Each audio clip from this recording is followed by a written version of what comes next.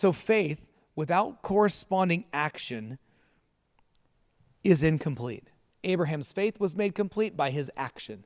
Rahab's faith was shown to be complete by her action. Just like your heart has two sides, and each side has an atrium and a ventricle, and an atrium receives the blood and the ventricle pumps the blood to where it needs to go. Your faith receives what God has, but if there's no action to send it somewhere, just like your heart and your body, it's going to die. And so faith, it's the substance, and action is the evidence of that substance. Now let me show you something here, and Phil's he's gonna back out our camera so that you can see this. Your faith following Jesus, it's built on 3 levels. The first level is belief. So let me write that on here. This is where you say, I believe in Jesus. And when you believe in Jesus, that's step 1. That's the intro. This is where everything that God has opens up for you.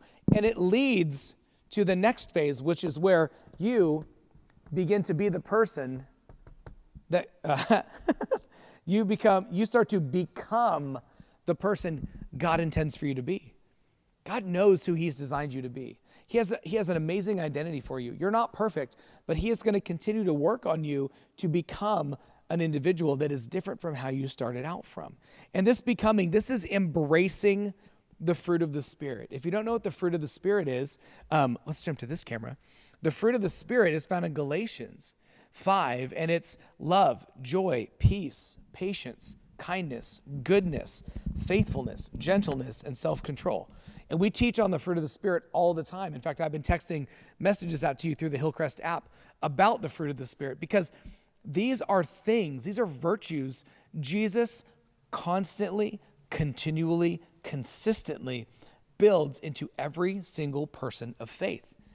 I am always to become more loving, always to become more joy-filled, always to become more patient, more peace-filled, and more good and kind and self-controlled. And so becoming is about becoming who Jesus wants me to be. And he outlines this in Scripture. Galatians 5 is one of the most prominent. There's other virtue lists as well.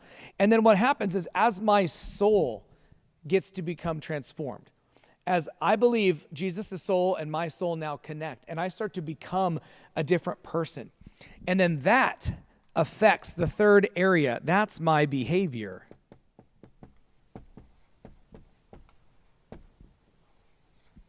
This is where people start to see real change in my life. This is where I start to learn the Spirit's voice and to follow the Spirit's direction, and to my convictions and my desires change, and I start overcoming temptation, and my mindset is different.